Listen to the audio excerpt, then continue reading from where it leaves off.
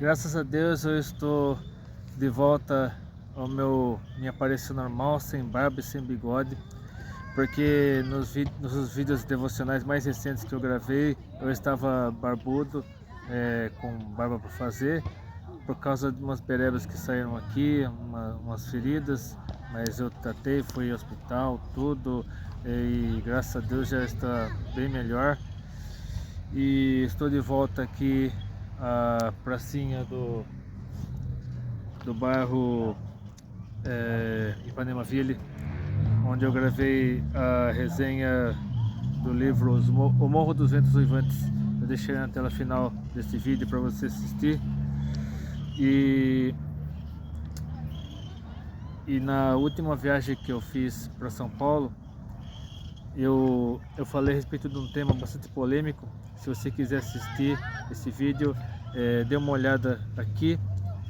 É um tema muito importante, é um tema muito urgente para esta geração, uma geração que está testemunhando o crescimento gigantesco do número de cristãos evangélicos no Brasil, e em vários países está havendo evangelismo, está havendo vários avivamentos ao redor do mundo, não somente no Brasil. Então é um vídeo extremamente necessário. Mas a respeito do tema deste vídeo, eu gostaria que você prestasse atenção no trecho de um vídeo que o cantor Alan Machado publicou no Instagram dele, a respeito do testemunho de uma pessoa que foi alcançada por Deus na África. Tudo indica que foi na África. Então preste atenção nesse trecho de 1 minuto que eu colocaria aqui agora. Durante uma cruzada evangelística, um muçulmano acidentalmente é curado por Jesus. My name is Mohammed. I have a problem for my ears for almost 2 years. When you speak, I don't understand. I can't hear very well. So I'm not even trying to come here. I came from Tema. I came to Kanisin. By going to take a train, I make late. So I say, let me come to the Independence Square. You see, I came to Independence Square. I was sitting down here, just here. I did not even pray. I did not do anything. So I wake up and I can hear, and the ears was telling me I can hear. People who know me can testify that I am very happy. I think Jesus is a God. He understands. É muito importante nós continuarmos batendo nessa tecla de que Deus continua agindo em nossos dias. Deus, assim como agia no tempo dos apóstolos, porque ainda existe um número muito grande de cristãos chamados cessacionistas, que não acreditam na manifestação dos dons do Espírito Santo nos dias de hoje, tal como acontecia na época dos apóstolos. E os cessacionistas também, eles são muito céticos com relação aos milagres, porque assim como no tempo dos apóstolos, continua havendo milagres nos dias de hoje, e muitos são os testemunhos, pessoas, testemunhos de cura, testemunhos até mesmo de ressurreição dos mortos.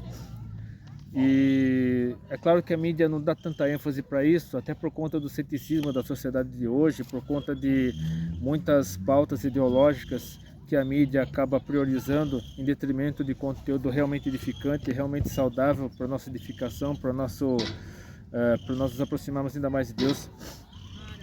Então eu quero começar a tratar desse assunto lendo o Salmo 116, fazendo uma rápida exegese desse salmo, que é um salmo de ações de graças, que não sabemos qual é a autoria do salmo. A maioria dos salmos é de Davi, de autoria de Davi, mas existem salmos de outros autores, e esse salmo aqui não tem autoria. E ele diz assim, é um salmo de ações de graças. Amo o Senhor, porque Ele ouve a minha voz e as minhas súplicas, porque inclinou para mim os seus ouvidos, invocá-lo-ei enquanto eu viver. Laços de morte me cercaram, e angústias do inferno se apoderaram de mim. Caí em tribulação e tristeza. Então invoquei o nome do Senhor. Ó Senhor, livra minha alma. Compassivo e justo é o Senhor. O nosso Deus é misericordioso. O Senhor vela pelos simples. Achava-me prostrado e Ele me salvou. Volta a minha alma ao teu sossego, pois o Senhor tem sido generoso para contigo. Pois livraste da morte a minha alma, das lágrimas dos meus olhos, da queda dos meus pés. Andarei na presença do Senhor na terra dos viventes. Eu cria, ainda que disse, estive sobremodo aflito. Eu disse na minha perturbação, todo homem é mentiroso. Que darei ao Senhor por todos os seus benefícios para comigo. Tomaria o cálice da salvação e invocaria o nome do Senhor. Cumprirei os meus votos ao Senhor na presença de todo o seu povo. Preciosa é aos olhos do Senhor a morte dos seus santos. Senhor, deveras sou teu servo, filho da tua serva. Quebraste as minhas cadeias. Oferecer-te-ei sacrifícios de ações de graças, ou sacrifício de louvor, como diz em outra tradução. Invocarei o nome do Senhor. Cumprirei os meus votos ao Senhor na presença de todo o seu povo, nos atos da casa do Senhor, no meio de ti, ó Jerusalém. Aleluia. Então, esse salmo ele mostra como Deus age nos pequenos milagres do dia a dia, que só o fato de você acordar com vida, poder levantar da sua cama, ter o que comer, ter roupa com que você se vestir, ter para onde ir, seja para o trabalho, seja para os estudos, enfim, coisas que muitas pessoas não dão valor, até mesmo a natureza. Lugares como este, onde temos bastante árvores, podemos ficar aqui tomando um sol, que o sol desse horário, agora nesse momento são 15 horas e 40 minutos, então a partir das 16 horas, na verdade, daqui a 20 minutos, o sol é mais saudável, e antes das 10 da manhã também. Então, só falta de você poder fazer coisas que muitas pessoas não conseguem fazer, você deve dar graças a Deus. E até mesmo essas pessoas que têm alguma deficiência, que não têm a visão, que não conseguem falar, que não conseguem se movimentar como nós, Deus capacita essas pessoas com o que elas podem fazer. Por exemplo, o cego, ele consegue com os outros 4 sentidos, principalmente com o tato e o olfato e a audição também, suprir a deficiência da visão. O surdo-mudo também, ele consegue por meio da visão, da audição, do olfato, consegue suprir a deficiência da audição não, isso. O surdo-mudo, ele não consegue ouvir nem falar. Então, por meio da visão, do olfato, do tato, do paladar também, ele consegue suprir a deficiência da audição.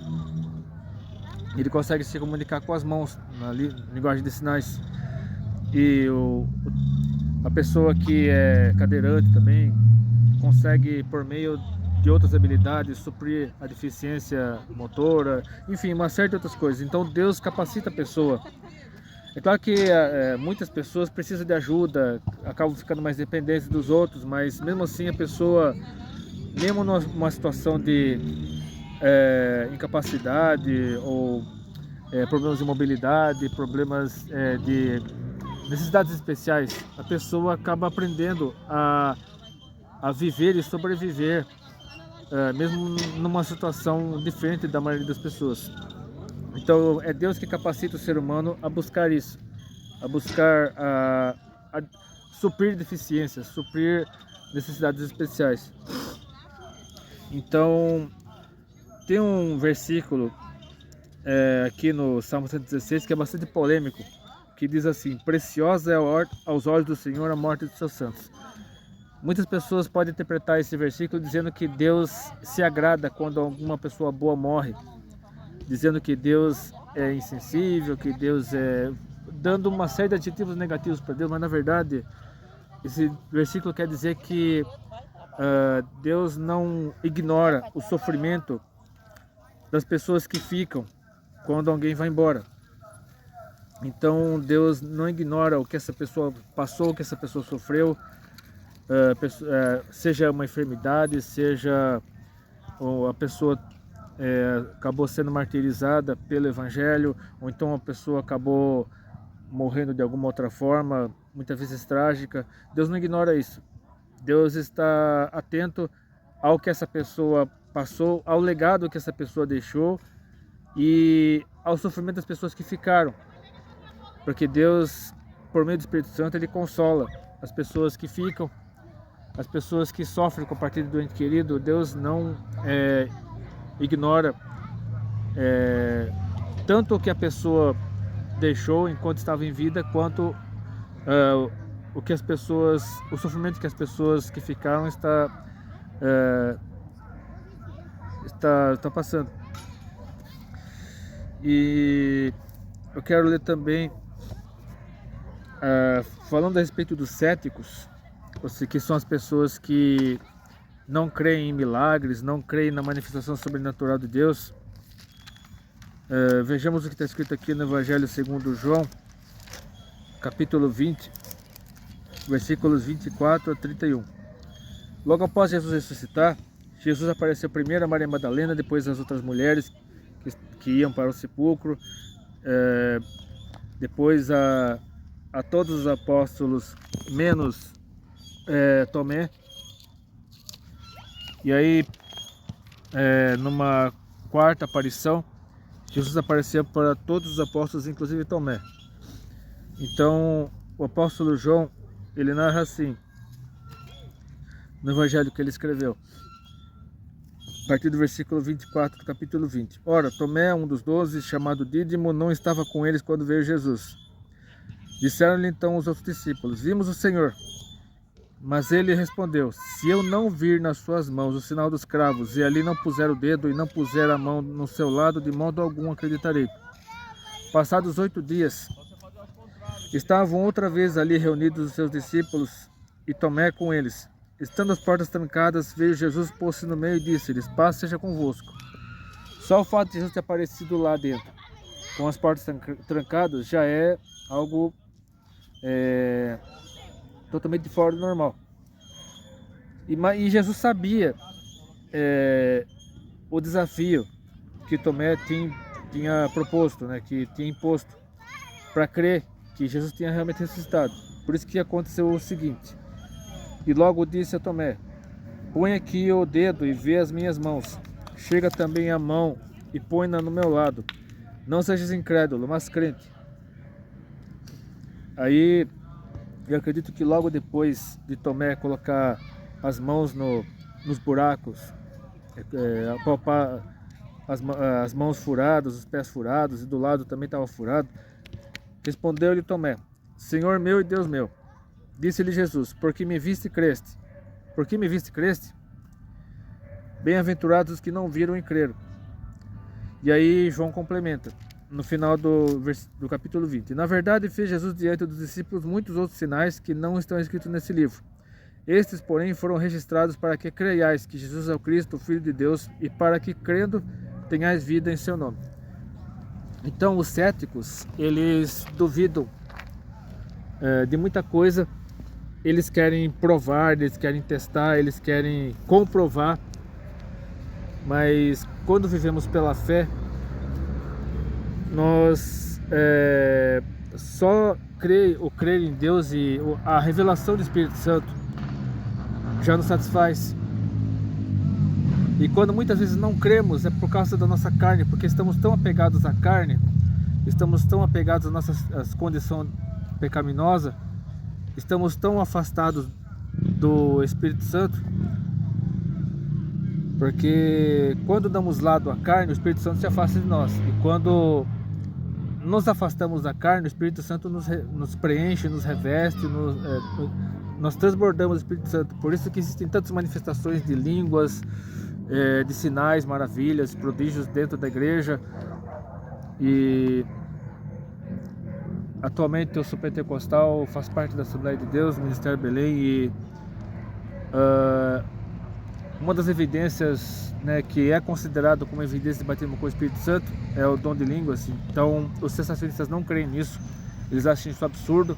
Muitos chegam, os mais radicais chegam inclusive a dizer que isso é coisa do diabo, coisa do demônio. Mas sabemos que quando nós atribuímos, né, aqueles que são pentecostais e creem nos dons do Espírito Santo, na atualidade dos dons do Espírito Santo, na contemporaneidade das manifestações do Espírito Santo, inclusive por meio de dons, milagres.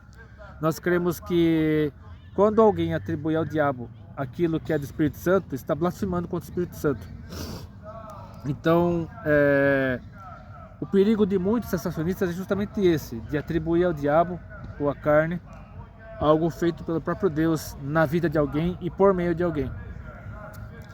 E eu quero complementar também lendo aqui a primeira carta do meu cheiro apóstolo aos Coríntios, capítulo 1, versículos 17 a 25. Deixa eu ver se é isso mesmo. Na verdade é 18 a 25. Certamente a palavra da cruz é loucura para os que se perdem, mas para nós que somos salvos é poder de Deus. Pois está escrito: destruirei a sabedoria dos sábios e aniquilarei a inteligência dos instruídos. Onde está o sábio? Onde o escriba? Onde o inquiridor desse século? Porventura não tornou Deus louca a sabedoria do mundo?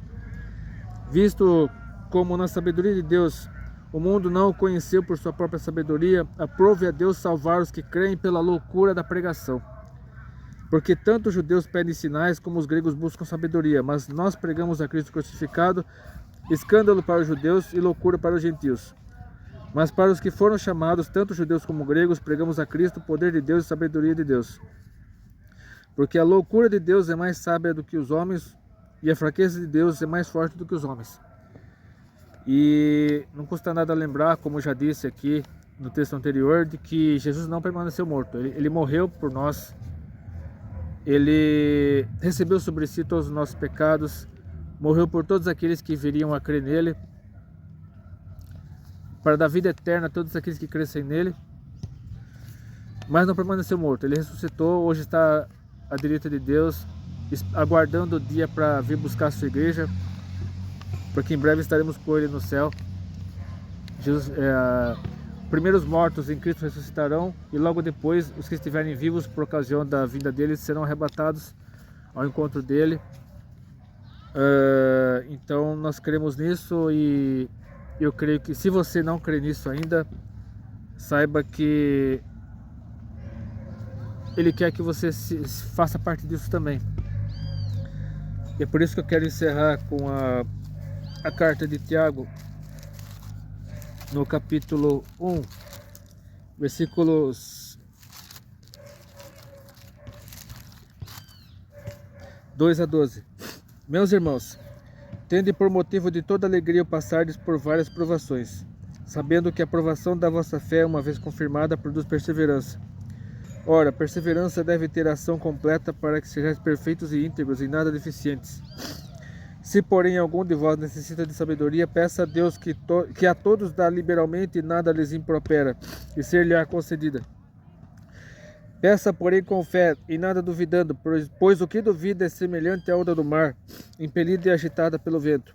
Não suponha esse homem que alcançará do Senhor alguma coisa. O homem de ânimo dobre, inconstante em todos os seus caminhos. O irmão, porém, de condição humilde, glorie-se na sua dignidade, e o rico na sua insignificância, porque ele passará como a flor da erva. Porque o sol se levanta com o seu ardente calor, a erva seca e a sua flor cai, e desaparece a formosura do seu aspecto. Assim também se murchará o rico em seus caminhos. Portanto, aquele que confia em si mesmo, em sua própria capacidade, dizendo que conquistou alguma coisa, na verdade não conquistou nada. Deus permitiu na vida dele. E aí encerra: bem-aventurado o homem ou ser humano que o suporta com perseverança a provação, porque depois de ter sido aprovado, receberá a coroa da vida, a qual o Senhor prometeu aos que o amam. Então, esse trecho que eu li da carta de Tiago fala de 3 coisas, 4 na verdade. Fala de 4 coisas: os benefícios das provações, como obter a sabedoria, a transitoriedade das circunstâncias terrenas e a origem do pecado. Então, o pecado ele não originou de Deus. Muitos dizem, Deus criou o pecado. Não. Não foi Deus que criou o pecado. Deus deu ao ser humano o livre-arbítrio. Deus deu ao ser humano a liberdade de escolha. Se queria permanecer com ele ou não. Até mesmo os anjos, né? Inclusive o próprio diabo. Deus deu o livre-arbítrio até mesmo a eles. Então, todo aquele que vai para o inferno, todo aquele que se perde, todo aquele que for lançado ao lago de fogo e enxofre, será por causa de suas próprias escolhas. Não por culpa de Deus. Deus não é tirano, Deus não é carrasco. Na verdade, é o ser humano que escolhe ir para o inferno. Então, esse vídeo diz exatamente sobre isso. Deus age tanto no ordinário, que são os pequenos milagres do dia a dia, as pequenas coisas corriqueiras para as quais não damos muito valor, como levantar, abrir o olho, perceber que está vivo, levantar, escovar o dente, trocar de roupa, comer, sair de casa para ir ao trabalho, aos estudos, poder fazer as coisas normalmente, sem nenhum tipo de limitação, e mesmo aqueles que têm alguma limitação, conseguir fazer, porque Deus capacita as pessoas para fazer isso. Esse é o ordinário. E o extraordinário são os milagres, sinais, maravilhas, prodígios, manifestações sobrenaturais do poder de Deus. É claro que nós devemos nos lembrar sempre das 5 manifestações de Deus, que são por meio da criação, por meio da história, por meio dos milagres, por meio de Jesus Cristo e por meio da Bíblia, a palavra de Deus. Então, se esse vídeo fez diferença na sua vida, curte esse vídeo, compartilhe seus favoritos, inscreva-se no meu canal, Deus abençoe, mande esse vídeo para uma porção de pessoas. E até depois, se quiser.